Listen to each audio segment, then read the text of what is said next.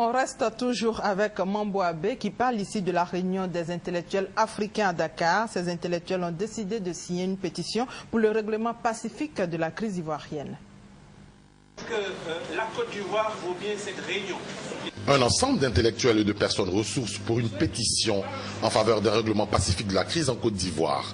En milieu hautement intellectuel à l'université Cheikh Anta Diop de Dakar, s'est tenue une réunion où ont assisté des cerveaux africains.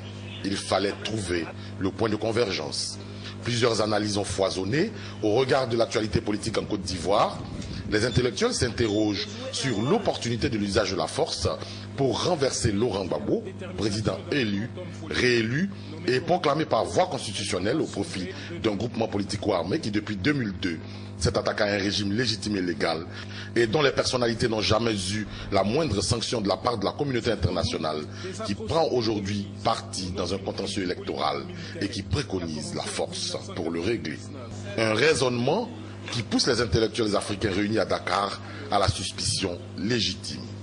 Nous sommes en droit de nous demander, est-ce que les puissances occidentales, la France, les États-Unis d'Amérique, l'Angleterre, ne cherchent pas une conflagration dans la zone ouest de l'Afrique pour pouvoir accaparer nos richesses? C'est pour ça que nous soupçonnons non pas une véritable crise du phénomène démocratique en Côte d'Ivoire et en Afrique, mais plutôt une stratégie de subversion des États impérialistes ayant pour but, au nom de la démocratie, de nous constituer des zones de non-droit susceptibles de leur permettre en toute impunité d'exploiter nos richesses. Pour la juriste ivoirienne Hamza Atea, la notion président reconnue par la communauté internationale n'a aucune valeur juridique au regard du droit en Côte d'Ivoire et même dans les pays qui se réclament membres de cette communauté dite internationale.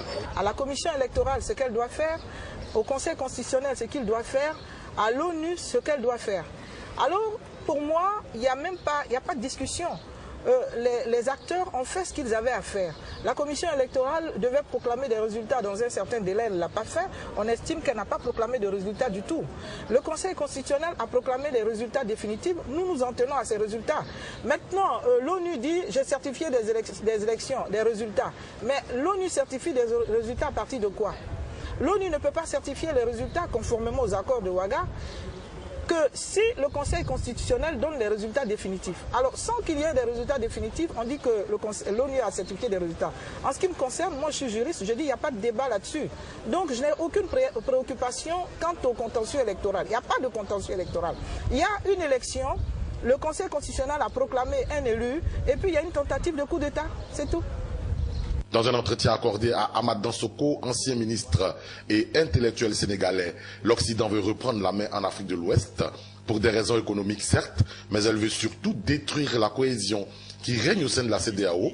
L'organisation sous-régionale ouest-africaine serait en effet sur le chemin de produire des performances qui ont permis à des pays sous d'autres cieux de se développer et d'être aujourd'hui émergents. En ce qui concerne le conflit électoral lui-même, Ahmad Dansoko est amer et s'inquiète pour l'Afrique. C'est un complot international auquel nous faisons face, avec comme chef d'orchestre, dès l'origine, les autorités françaises, qui ne lui pardonnent pas d'avoir eu l'ambition de soustraire la Côte d'Ivoire à la domination française. Ils ont senti que leurs intérêts sont menacés, à tort d'ailleurs, parce que Laurent n'est pas un anti-français.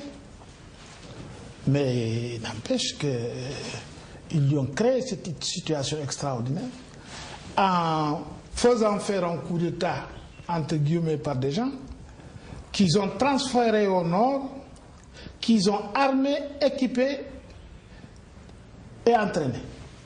Je le dis, dès le début, ça n'a pas commencé aujourd'hui. Et c'est ce complot qui s'est poursuivi jusqu'aux prétendues élections autour desquelles on a fait tant de tintamarre pour l'obliger à céder, pour qu'il puisse évidemment conduire leur politique comme d'habitude. où même l'ordre du jour du Conseil des ministres était soumis au président français, ou en tout cas à son cabinet, avant d'être examiné en Conseil des ministres.